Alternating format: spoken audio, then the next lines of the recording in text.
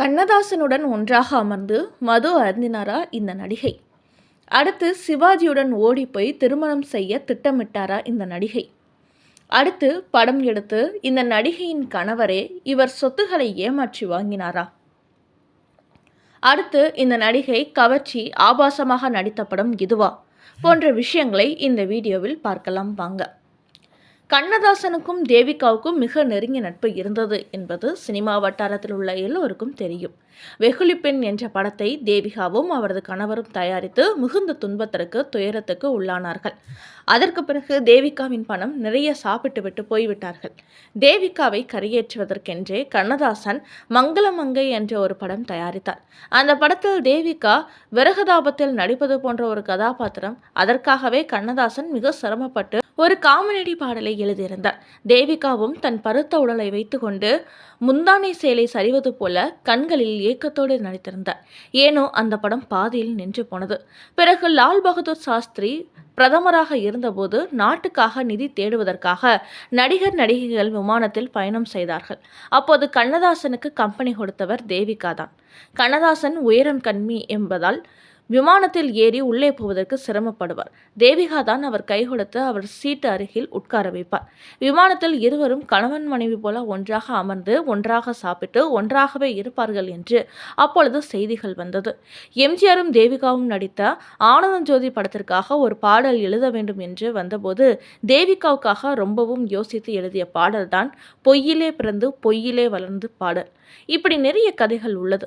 கண்ணதாசனும் தேவிகாவையும் பற்றியும் அன்றைய பத்திரிகைகள் இருவரையும் பற்றி எழுதி தள்ளியது. இருவரும் மது அருந்துவார்கள் என்று கூட பத்திரிகையில் கிசுகிசு எழுதியது. உண்மை என்பது எந்த அளவுக்கு என்பது தெரியவில்லை. தேவிகா படம் எடுத்து ஃபைனான்ஸ் பிரச்சனையில் தள்ளாடி கொண்டிருந்த போது எப்படியாவது முன்னுக்கு கொண்டு வர வேண்டும் என்று ரொம்பவும் ஆசைப்பட்டவர் கண்ணதாசன். அதற்காக வானம்பாடி என்ற படத்தை தயாரித்தார்.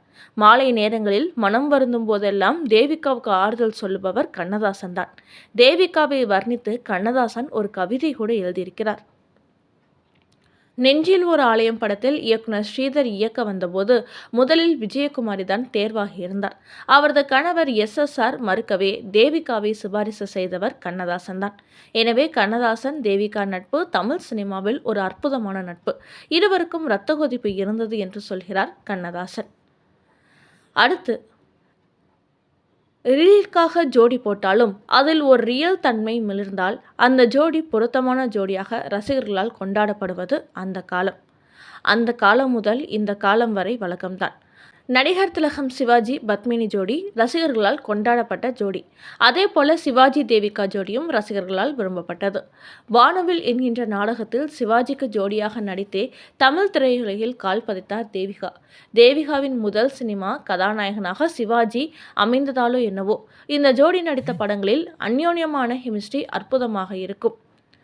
அதனாலேயே இந்த ஜோடியை பற்றி அரசல் புரசலாக கிசுகிசுவும் கிளம்பியது. இது தேவிகாவின் தாயாரின் காதுகளுக்கும் எட்டியது.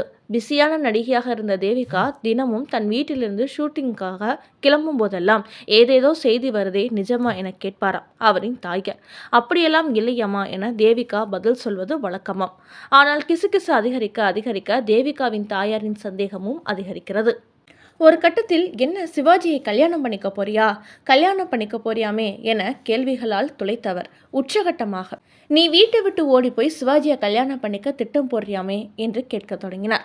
இதனால் தேவிகாவுக்கும் அவரின் அம்மாவுக்கும் இடையே அடிக்கடி வாக்குவாதமும் நடந்திருக்கிறது. ஆனால் தேவிகா இதையெல்லாம் மறுத்திருக்கிறார். ஆண்டவன் கட்டளை படத்தில் சிவாஜி தேவிகா இருவரின் நடிப்பு அற்புதமாக இருக்கும்.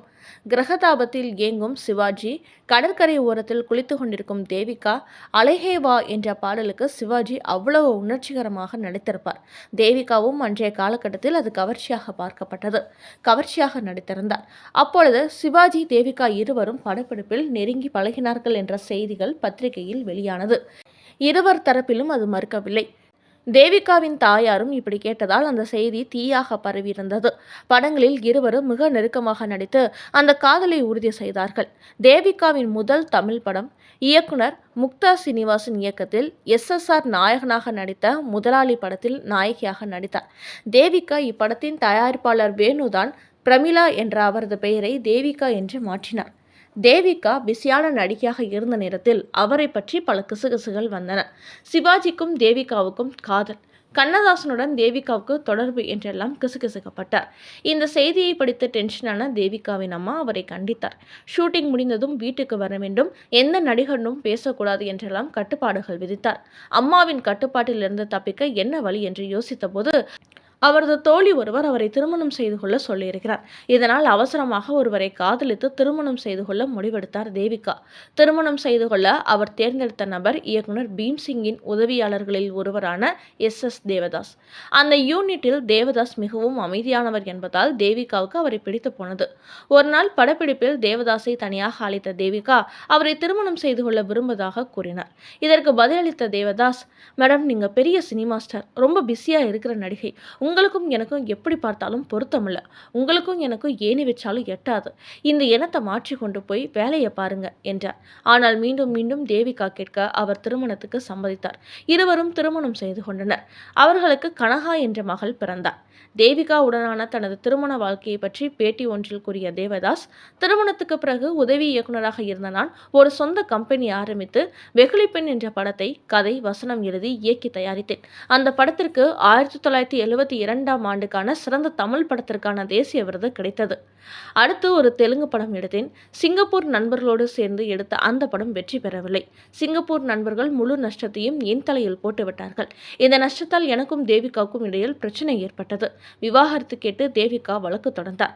ஆனால் விவாகரத்து வழக்கில் தேவிகா தொடர்ந்து ஆஜராகாததால் வழக்கு தள்ளுபடியானது.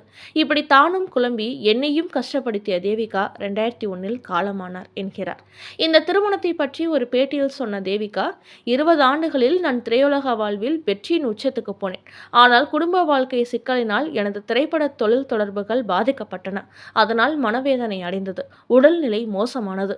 இதையெல்லாம் நடிப்பினால் மறக்கலாம் என்று பார்த்தால் உடல் பெருத்து போய்விட்ட காரணத்தால் சினிமா வாய்ப்புகள் குறைந்தன. அதனால் மேலும் மனவேதனை அதிகமானது என்றார்.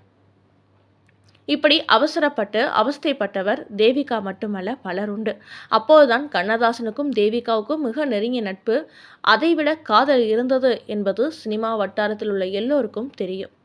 வெகுளிப்பெண் என்ற படத்தை தேவிகாவும் அவரது கணவரும் தயாரித்து மிகுந்த துன்பத்திற்கு துயரத்துக்கு உள்ளானார்கள். அதன் பிறகு தேவிகாவின் பணம் நிறைய சாப்பிட்டுவிட்டு போய்விட்டார்கள். தேவிகாவை கரையேற்றுவதற்கென்றே கண்ணதாசன் மங்களமங்கை என்ற ஒரு படம் தயாரித்தார்.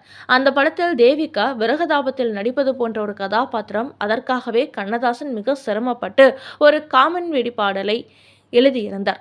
தேவிகாவும் தன் பருத்த உடலை வைத்துக்கொண்டு முந்தானை சேலை சரிவது போல கண்களில் ஏக்கத்தோடு நடித்திருந்தார். ஏனோ அந்த படம் பாதியில் நின்று போனது. இப்படி தமிழ் சினிமாவில் ரசிகர்களால் கொண்டாடப்படக்கூடிய நடிகையாக இருந்த தேவிகா கதையும் சாவித்ரி கதையும் ஒன்றுதான். சாவித்ரி தெரியும், சொந்த படம் எடுத்து தோல்வி கண்டு மதுவுக்கு அடிமையாகி மலையாள சினிமாவில் நீச்சல் உடையில் நடித்தார். அதே போல தேவிகாவும் சொந்த படம் எடுத்து கணவனால் கஷ்டமடைந்து அதன் பிறகு மதுக்கு அடிமையாகி மீண்டும் நடிக்க வந்து மங்களமாக என்ற படத்தில் கவர்ச்சியாக கிரகதாபத்தில் நடித்தார். எனவே தமிழ் சினிமாவில் நடிகைகளின் பிற்பகுதி வாழ்க்கை மிகவும் துன்பமாகவே இருக்கும். அதற்கு தேவிகாவும் விதிவிலக்கல்ல. நல்ல கணவன் அமைந்து நல்ல குடும்பம் அமைந்தால் மட்டுமே நடிகைகளின் வாழ்க்கை நிம்மதியாக சந்தோஷமாக இருக்கும். கணவனை ஏமாற்றும் கயவனாக இருந்தால் அந்த வாழ்க்கை நரகம்தான். தேவிகா இரத்த கொதிப்பால் மனம் நொந்து மனம் நிம்மதி இல்லாமல் மதுவுக்கு அடிமையான நடிகையாக வாழ்ந்து மறைந்தார்.